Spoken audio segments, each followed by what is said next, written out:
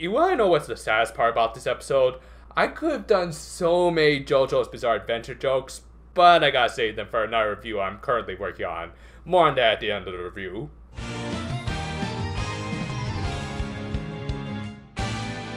This week, we get an episode focused on Homari's dog, Mogu Mogu, who had an unhealthy obsession with a cat on TV. Okay, I realize that TV is still working, but Homari, you might want to buy a new one.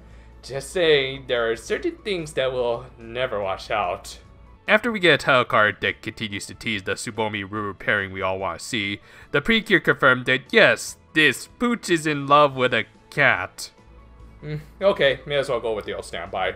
Dogs and cats living together, mass hysteria! Said cat was in fact a celebrity animal named Lily who wouldn't be easy to approach without going through the proper channels. Luckily, they just so happened to be holding auditions for a commercial that would feature her and a dog. Thus giving us the plot of this episode of our heroines trying to help this stupid dog win the love of a cat on TV, and yeah.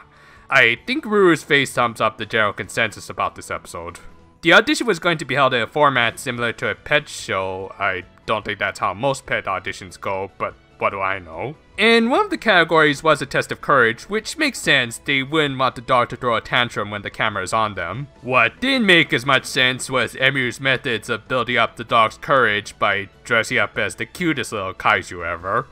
To be fair, if Emu had been Uprising, I think she could have made that movie a lot more watchable. Also, apparently this worked on her brother in the past, but why do the siblings look like they're around the same age here? I mean, Emu looks exactly the same in this flashback, so shouldn't there be a more visible age difference between the two? Or did Masato have one of the biggest growth spurts ever? The answer is don't think about it. Well, regardless, the actually cute version of Minna proves to be too much, so they move on to the fashion portion of the contest and... Ooh, a triple header for the folder. Thankfully, after all of this, we switch over to the relatively more interesting B-plot of the episode with Ruru. Granted, it's more of the usual to be like the human, to laugh, feel, want. Why are these things not in the plan? But at least it results in some cute moments and good music. Anyway, her dilemma this time was comprehending how creatures of different species could get along.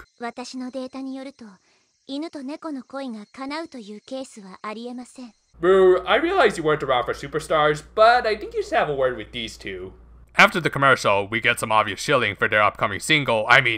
Completely natural scene transition with the Six Rangers performing at the dog auditions, even though they're still not contracted with any agency yet. The answer is don't think about it. Speaking of which, the ex-Koreas employees were also entering the contest with what in the name of all that's holy is that? Guts, you are officially not the weirdest looking anime dog ever anymore. Which means we'll have to take back that trophy. Yeah, sorry man. Yeah, I have no doubt that Purple must have slipped something into the judges' coffee to get perfect scores during the fashion competition. Mofu Mofu did bounce back by winning the obstacle course through horny baiting, because that's a good lesson to teach the kiddies. Again, thankfully, Bishin arrived to launch a Mo Shimaida attack, and I just realized we've never seen their summoning animation. And you know what? It's unique and I really like it. I especially love how they just stick out their tongue here to just add to that creep factor. Honestly, good stuff for a stalker villain. Anyway, they use one of the contestants as a victim of the week and converts. Was this thing provided by Yotsuba Enterprises? Because I don't think I've ever seen such an excessive waste of money. Anyway, after giving it a more visible 5 o'clock shadow, it started to attack, and I'll admit, I like the scene between the ex-Kryasus and their dog. During the fight, Mogu Mogu, who does got up and rescues a little girl, while the Precure defeat the Mo Shimaida after Bishin overdoes it with the steroid. Honestly, I'm more interested in the conflict between Bishin and Harry, and am hoping for some actual follow-up soon. Anyway, the episode ends with the contest being cancelled, but luckily the girl Mogu Mogu was the owner of Lily, and he got a thank you leg from her. This also convinces Ruru that androids can fall in love with humans, and she officially sinks the pseudo-Nano Fate ship. Darn all. So yeah, this episode happened. Anyway, next week I'm going to... Okay, I'll do the wrap-up. Jeez.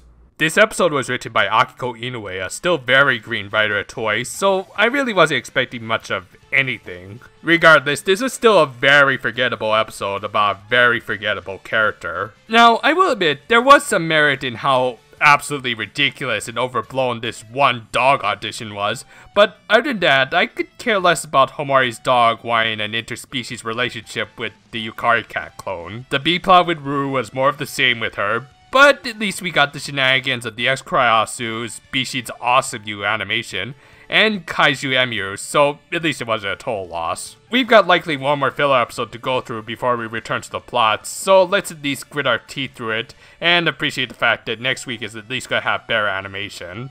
Now that I've gotten most of it done and recorded, I'm proud to announce that my next big review will be the manga adaptation of this series by the Kamikita Futago. Expected sometime later this week, and as I mentioned, it will feature the appearance of a certain JoJo character. Look forward to it, and until then, I'll farewell for now, my friends, and remember, Have your pets spayed or neutered. especially in the case of this episode.